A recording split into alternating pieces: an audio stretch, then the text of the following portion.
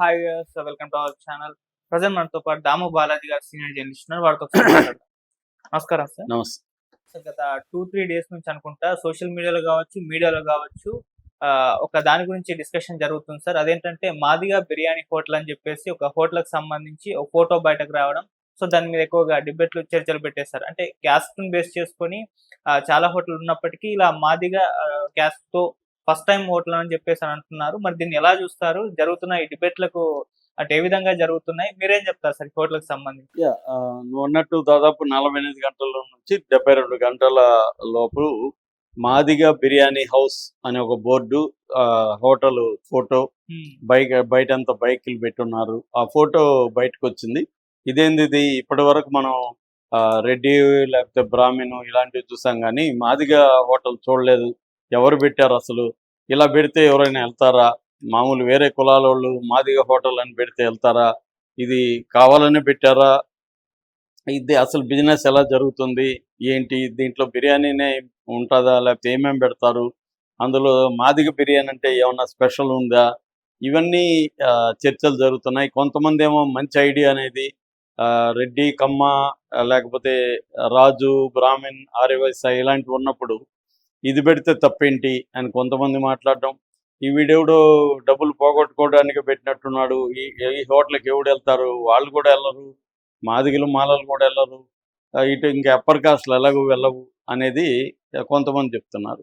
రెండోది ఇంకొంతమంది ఇది రివర్స్ క్యాస్టిజం, అంటే అప్పర్ కాస్ట్లో కులతత్వం ఉంటే మళ్ళీ కింది కులాల్లో కూడా కులతత్వాన్ని పెంచడం కోసమే ఇలా చేస్తున్నారు అనేది కూడా. అంటే ఇప్పుడు ఫర్ ఎగ్జాంపుల్ మేము అగ్ర కులాలకే ఇస్తాము ఇల్లు అని పెట్టుకున్నారనుకో, ఇంకొంతమంది మేము మాలలకి మాదిగలకే ఇల్లు ఇస్తాము అని బోర్డు పెట్టారనుకో, దాన్ని రివర్స్ కాస్టిజం అంటారు. సో అలాగా ఇది రివర్స్ కాస్టిజం వస్తుంది అని కూడా కొంతమంది రాస్తున్నారు. అయితే ఈ నిజంగా అసలు ఈ హోటల్ ఎక్కడైనా పెట్టారా, అడ్రస్ ఏంటి అనేది చూసినప్పుడు ఇప్పటి వరకు ఎక్కడ ఆన్లైన్లో నేను ఫుల్గానే పరిశీలించాను. అసలు ఈ హోటల్ ఫిజికల్గా ఎక్కడ ఉన్నట్టుగా అయితే మన దగ్గర ఏమి ఆధారాలు లేవు. రిజిస్ట్రేషన్ కానీ ఓనర్షిప్ కానీ ఎవరు క్లెయిమ్ చేయలేదు. మామూలుగా ఇప్పుడు మాదిగా బిర్యానీ హౌస్ అని పెట్టుంటే కనీసం సోషల్ మీడియాలో ఎక్కడో చోట దాని ఫోటో, దాని డీటెయిల్స్ ఇవన్నీ ఉండాలి. ఏ ఊర్లో పెట్టారు ఏంటని, అవేమీ లేవు. అంటే ఇది ఏఐతో క్రియేట్ చేసి దీన్ని కావాలనే కొంతమంది ప్రచారం చేస్తున్నారు. అయినా కూడా మంచి ఐడియా అనేది ఇలా ప్రచారం చేయడం అంటే ఇప్పటివరకు ఏంటంటే మనం చూస్తున్నది బ్రాహ్మణ భోజనశాల, Chowdary mess, Reddy hotel, Naidu mess, లేకపోతే క్షత్రియ, రాజు గారి గది, ఇలాగ చాలా హోటల్స్ మనం చూస్తున్నాం. రాయుడు, ఆర్యవైశ్య హోటలు, ఇలాగా చూస్తున్నాం. అంటే ఇవన్నీ కూడా అప్పర్ కాస్ట్ పేర్లే. ఇది కూడా ఎక్కువగా సౌత్ ఇండియాలోనే ఇది ఎక్కువ ఉంటుంది. మామూలుగా అయితే ఊర్ల పేర్లతో ఉడిపి అని, మద్రాస్ కాఫీ అని, రామేశ్వరం కేఫ్ అని ఇలాగా పేర్లు ఉంటాయి. నార్త్ ఇండియాలో కూడా మార్వారి కానీ, గుజరాతీ హోటల్ కానీ, పంజాబీ దాబా కానీ, అగర్వాల్ స్వీట్స్ కానీ ఇలాగ ఉంటాయి తప్ప పర్టికులర్ కులంతో హోటల్స్ ఉండడం అనేది నార్త్ ఇండియాలో వెరీ వెరీ రేర్ అనమాట, తక్కువ. మనకి తమిళనాడులో కూడా ఇవి కొంత కనబడతాయి, అయ్యంగార్ హోటల్స్ ఇలాంటివి కనబడతాయి.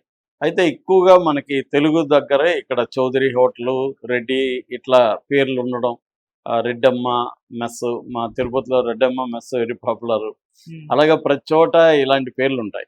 అయితే మాదిగా లేకపోతే మాల అనేది ఉండవు.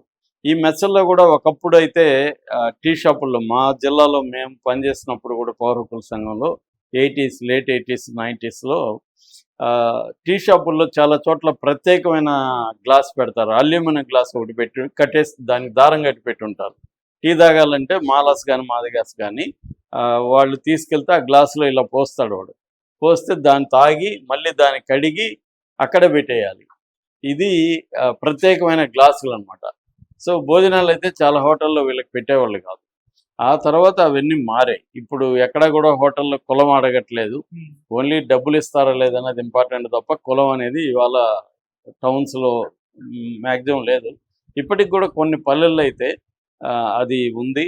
అట్లాగే పెళ్ళిళ్ళు ఉన్నాయి. పెళ్ళిళ్ళకి కూడా అందరితో పోయి వీళ్ళు కూర్చోరు.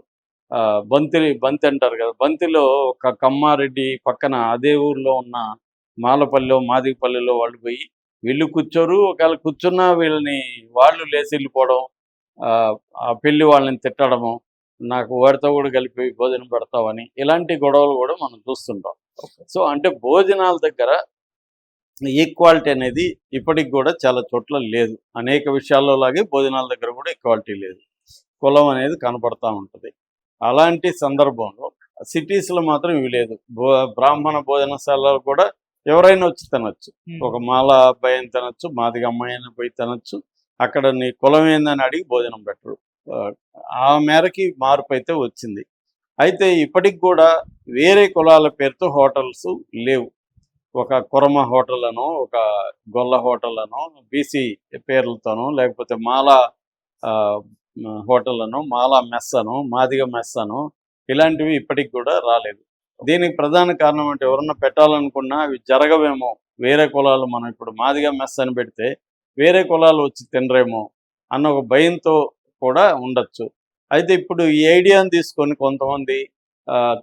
కొంతమంది చెప్తున్నది ఏమంటే, నువ్వు మాదిగా బిర్యానీ హోటల్ పెట్టినా కూడా హైదరాబాద్ లాంటి సిటీస్లో దానికి క్వాలిటీ ఫుడ్ కానీ ఇస్తే బిగినింగ్ రాకపోయినా చచ్చినట్టు వస్తారు. వాళ్ళు నీ పేరు చూసి ఏమీ వాళ్ళు ఇబ్బంది పడరు. బిర్యానీ బాగుంది, మంచి ఫుడ్ ఉంది అనుకున్నప్పుడు వస్తారు. ఇప్పుడు ముస్లిం హోటల్స్కి అందరూ వెళ్తున్నారు కదా. మెప్సిల్ ఉంది, హైదరాబాద్లో చాలా ఉన్నాయి కదా. అలాంటి హోటల్స్కి అందరూ వెళ్ళి తింటున్నారు, కేవలం వీళ్ళే వెళ్ళట్లేదు. అయితే ఇక్కడ ఏంటంటే, ఒకప్పుడు కులం పేర్లు పెట్టుకోవడం కూడా మాలా మాదిగ పెట్టుకోవడానికి జంకేవాళ్ళు పక్కన. అది ఒక రకంగా మందా కృష్ణమాదిగ సాధించిన గొప్ప విజయాల్లో అదొకటి. అంటే నేను మాదిగానే పెట్టుకుంటాను అని చెప్పి డిక్లేర్ చేసి ఎర్లీ 90sలో ఆయన ఒక గొప్ప సామాజిక విప్లవంగా చెప్పుకోవచ్చు. అది అంటే కులాన్ని ధైర్యంగా కింది కులాలు చెప్పుకోవు. చాలామంది ఇంకా ఎగబాకిన వాళ్ళు వేరే కులం పేర్లు కూడా చెప్పుకునేవాళ్ళు భయపడి. అంటే ఈ కులం చెప్తే మనకి అవమానకరంగా ఫీల్ అవుతారేమో అనుకునే సందర్భం ఉండింది. అలాంటిది ధైర్యంగా అవును నేను మాదిగా, నా కులం పేరు నేను మాదిగానే పెట్టుకుంటాను అన్న ఇది రావడంతో అన్ని కులాలు కూడా సోకాల్డ్ కింది కులాలు అందరూ కూడా పెట్టుకోవడం మొదలుపెట్టారు. వాళ్ళ పేర్లు మాల అని, మాదిగాని, ఇంకోటి పెట్టుకోవడం అనేది మొదలైంది. సో అసెర్షన్ అనేది, సెల్ఫ్ అసెర్షన్ అనేది మొదలైంది. దాంతోపాటు అనేక విషయాల్లో కూడా వాళ్ళు ఇటు పొలిటికల్గా వాళ్ళు ఎదిగారు. దాంతోపాటు వ్యాపారాల్లో కూడా బిజినెస్ మెన్గా వాళ్ళు వచ్చారు. మనకి న్యూ క్యాపిటలిస్ట్ ఇన్ ఇండియా అని హరీష్ దామోదర్ అని ఒక గొప్ప పుస్తకం రాశాడు. అందులో ఏ కులాల వాళ్ళు వ్యాపారంలోకి ఎంటర్ అయ్యారు చరిత్రలో ఇండియాలో అని చెప్పుకుంటూ వచ్చి ఫైనల్గా మన విశాఖ ఇండస్ట్రీ దగ్గర ఆగాడు. అంటే వెంకటస్వామి వాళ్ళు దళిత క్యాపిటలిస్ట్ వాళ్ళు అని చెప్పి అక్కడ వరకు ఆగాడనమాట. అట్లాగే ఇప్పుడు డిక్కీ అనే ఒక సంస్థ కూడా ఉంది. అంటే డిక్కీ అంటే Dalit Indian chamber of commerce and industries, DICCI దాని పేరు. అది హైదరాబాద్లో కూడా ఆఫీస్ ఉంది. వీళ్ళు ఒక బుక్ కూడా వేశారు, defying the arts, the rise of Dalit entrepreneurs. అంటే దళిత పెట్టుబడిదారులు ఎలా రైజ్ అవుతున్నారు అనేది ఆ బుక్లో ఉంటుంది. అట్లాగే లేటెస్ట్గా దళిత్ మిలీనియర్స్ అనే ఒక బుక్ వచ్చింది, 15 ఇన్స్పిరేషనల్ స్టోరీస్. మిలింద్ ఖండేకర్ అని ఆయన రాశాడు. ఇందులో మిలీనియర్స్ దళిత్స్ 15 మందిని తీసుకొని వాళ్ళ స్టోరీస్, వాళ్ళు ఎలా మిలీనియర్గా మారారు అన్నది కూడా వచ్చింది. అంటే దళిత్స్లో కూడా అసెర్షన్ అనేది అనేక రంగాల్లో పెరుగుతూ ఉంది. అందువల్ల ఇప్పుడు ఈ హాస్పిటాలిటీ ఇండస్ట్రీ అంటారు, అంటే హోటల్స్, వీటిలోకి కూడా వాళ్ళు ప్రవేశించారు ఆల్రెడీ యాక్చువల్గా. బట్ ఆ పేర్లతో పెట్టుకోలేదు. వాళ్ళు పెట్టుకోవడానికి వాళ్ళకి ఉన్న పరిమితి ఏంటంటే కమర్షియల్గా జరుగుతుందా లేదా అన్న భయం ఉంది. ఇప్పుడు ఈ చర్చ వల్ల, ఇట్లాంటి చర్చలు జరగడం వల్ల ఎవరైనా పెట్టుకోదలుచుకుంటే వాళ్ళకి కొంత ధైర్యం వస్తుంది. అంటే ట్రై చేద్దాం, పెట్టుకుందాం, లేదు జరగకపోతే అప్పుడు పేరు మారుద్దాం. ముందు అసలు ఇదొక ట్రెండ్గా మారితే రేపొద్దున మనకి ఎక్కడ చూసినా మాదిగా టిఫిన్ సెంటర్, మాలా కాఫీ సెంటర్ ఇలాగ వచ్చాయనుకో, అది కామన్ అయిపోతుంది కొద్ది రోజులకి. ఇప్పుడు విచిత్రంగా ఉంటుంది, కొద్ది రోజులకి అది బాగుంటే.